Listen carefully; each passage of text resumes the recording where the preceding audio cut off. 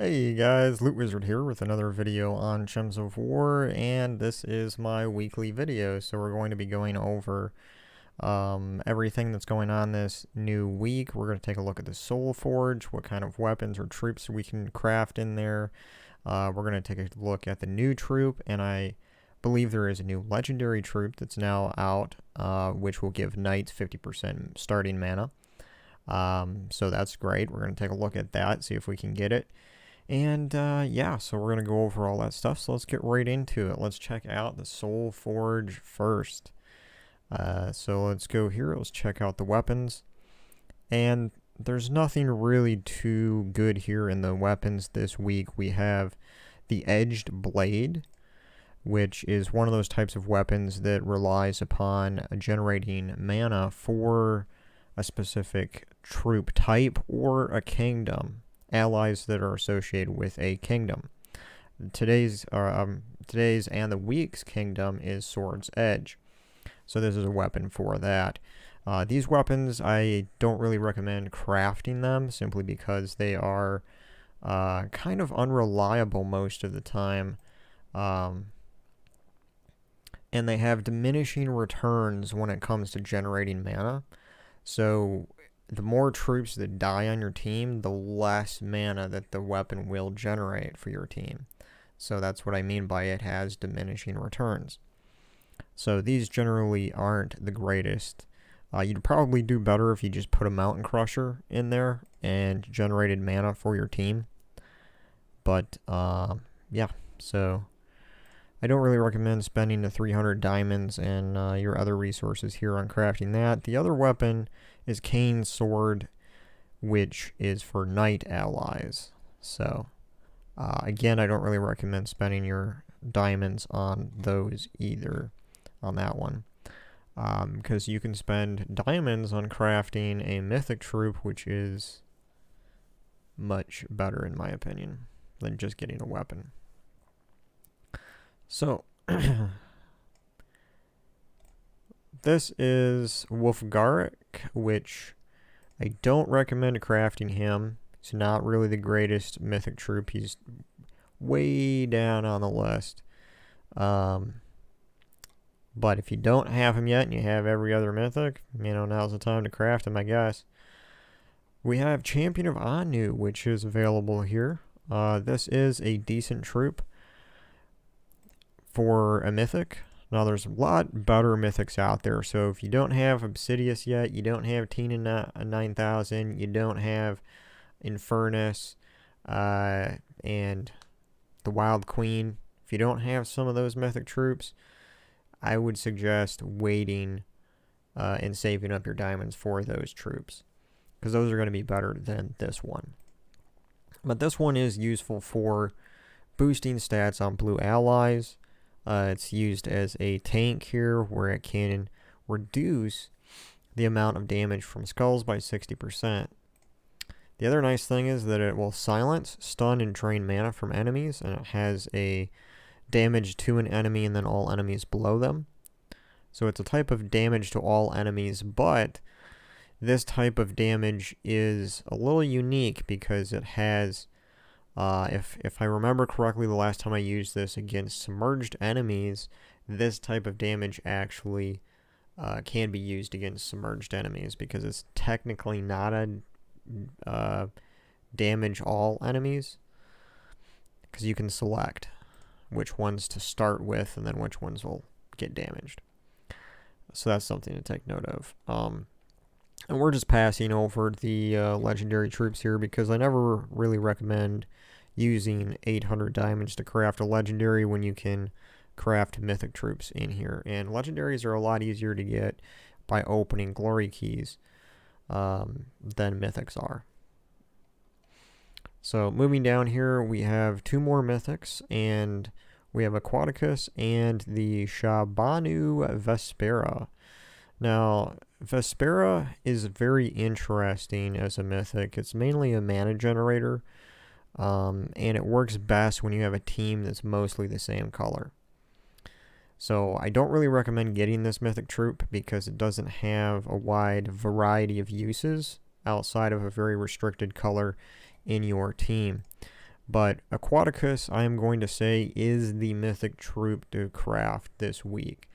It's the best one out of the ones that are available to craft, and Aquaticus definitely belongs up in like an A tier for me. It has so much going for it. First of all, it can do damage to 3 random enemies, and then it will explode half the blue gems on the board. So it has a way to generate mana for itself a little bit, and it can deal up to, it's going to deal, for me here, it says deal 31 light splash damage, and so it's going to deal over 90 damage to enemies every time I cast it. That's pretty good. And also, it will submerge all allies when matching 4 or more gems if you have that last one of the traits unlocked. It can also reduce damage from spells by 25%. Not only that, we do have a couple of troops in the game now that allow mystic troops and elemental troops to start with 50% mana. So you can get this thing up pretty quickly by cutting that mana cost in half. Or you can match this up with another mythic troop called Skady, which will generate a ice storm every single turn, and you will get a lot of blue gems falling down on the board, and also that will help you explode a lot more blue gems when you have more on the board. Another great weapon that works with Aquaticus is the Jar of Eyes weapon, because it will explode gems on the board and it will create an ice storm, and that'll generate a lot of mana for Aquaticus. So that is my recommendation for this week. And let us go and see the new weekly troop. I'm just going to collect my tribute here really quick. Let's go to the shop, go to the glory rewards. So the new weekly troop is called the Knight Captain. And if we take a look at its ability here, it will barrier an ally and give 23 armor to them. If the ally is a knight, give double the effect. Okay. So essentially it can give 40 or so armor to a knight. Plus it has the ability to give barrier to that ally. So that barrier is useful all throughout all stages of the game, from very early on until way later. So I would say that I probably won't use this troop very often, but it is nice to see that it is at least a useful troop. And it has 12 mana cost, green and brown. It is a human, so you do have the ability there to include that with the human team. And some of these, there are some human troops that cross over with knight, and this is one of them. So you could build a combination of like a human knight team and the legendary human troop, Saint Astra, can cause all the humans to start with 50% mana, as well as enchant them and give them all life and armor every single turn. Well, not every single turn, but every time that Saint Astra casts its spell. So that has potential to be pretty good. I'm going to go ahead and purchase enough of them to get up to Mythic here. And we'll go ahead and buy some event keys, because I'm going to have to use those for getting the new legendary troop. And first of all, I want to see, before we try to get the new legendary troop, I want to see if it's actually in the game. Why am I looking at troops? I need to go to kingdoms. So let's go to Sword's Edge, all the way down here at the bottom. And let's click on unowned. And there it is. So it is in the game. So this one is Sir Quentin Headley. I think I pronounced that correctly. But 18 mana cost, brown and yellow. It will convert purple gems to yellow and green gems to skulls. Deal 25 damage to 2 random enemies. So, that's interesting. It's one of those skull conversion troops. But it also has a magic damage as well to 2 random enemies. So this is very similar to, what's the troop that I'm thinking of? Is it King Bloodhammer? It does create skulls, but it also has magic damage to it. I think it is King Bloodhammer, except that is Doom Skulls, and this is just regular skulls. And it does have, if you unlock all of the traits here, it does have a way for all knight allies to start the battle with 50% mana. That's always good. So you could build a full knight team out of this, and we do have a knight class in the game. So if you go here, this is the knight class, and the knight class does not have any way for it to, it doesn't have mana source, and it doesn't have a way to start with 50% mana until now. So we can start, you can use that class and have a full knight team, and your class would start with 50% mana. So that's nice. It's nice to see they're adding some more troops like that into the game. So let's go ahead and open our event keys, because right now this week it's Sword's Edge, and that is the kingdom for this legendary troop. So my chances of getting the legendary are pretty high here in the event keys. I have 3.2% chance to get it, and I'm going to go ahead and open 50 at a time. And I already have all of the mythic troops from this kingdom, so I don't need duplicates. And we got lucky enough to get it. First try, there we go. Nice. So I'll have to play around with that troop and see what kind of teams we can come up with for that. But that's nice to get that right away in the first batch of 50. I'm glad I didn't get any more mythics from this kingdom, because I got 3 Champion of Guard mythic troops from that kingdom, and I don't need any more of those. That's the only mythic that I got 3 of. Okay, so this week's event is going to be Guild Wars. So if you guys don't know about Guild Wars, now is the time to learn up a little bit how the point system works and all of that. So I'm going to go briefly over that just to get you guys up to speed if you don't know.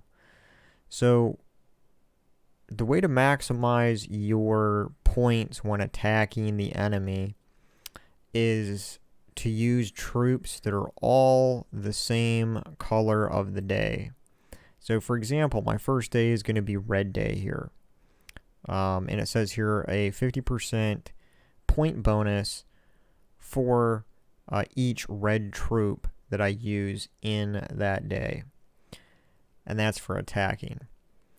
So to maximize your points on the attack, just to repeat this again, is you want to use a team that has all the same colored troops. Now, it doesn't have to be the solid color. You could have red and yellow, you could have red and brown, you could have red and purple troops. As long as it has red in the troop, you will be getting those bonus points. But the bonus points are only when you win. So you still need to put together a powerful team for that day to try to win. Now, if you don't, you're going to get a little bit less points, but I would say that, if you really need to, especially early on when you might not have all of the different troops, it might pay off to put in a troop that isn't of that color for that day, that's going to be a good mana generator for your team. Like, there's Gorgotha, which is a good legendary explosive troop, which will generate a lot of mana for your team. So it may be early on when you're just starting out getting into Guild Wars, you might want to make a team where you have 3 red and then 1 troop that doesn't have that color in it. So those are just some ideas there. As far as defense, you can earn basically passive points by just creating unique teams for each day in your defenses. So right here I have, and I haven't set these up yet, these are from last month's Guild Wars. So I'm going to change all these, but this is just to educate you guys a little bit on how these points are point system here works for defense. So you need unique troops and unique weapons for each day. And what I mean by that is you don't want to repeat any weapons that are used in any of these teams, and you don't want to repeat any troops that are used in these teams. You want a complete, and see right here, yellow defense. I have 2 Defiance troops here, and that's where down here at the bottom you will see that it says I have a 23 different troops and 11,500. So if I go in here and I change one of these, just for the heck of it, I'm going to throw in any old troop. And now, if we look at the total here, once it changes, it'll say 12,000. There we go. So 12,000 extra bonus points, and these are just like passive bonus points that you're going to get throughout the entire week. So if you want to get an extra 12,000 points during this, by the end of this week, this is what you need to do. You need to set up your defenses and have unique weapons and unique troops in every day of the 6 days. Now also you have sentinels, and you can upgrade these you can upgrade your attack, your life, your armor, and your magic. Now these will cost resources. And this benefit will only last for this duration of this week during Guild Wars. So right here you can see if I increase my attack, if I go all the way up to 5 attack bonus, this will cost me 600 glory and 85 gems. Now you may not want to do that, you might not have as much gems, and you can lower this down and still give yourself a 2 or 3 attack bonus.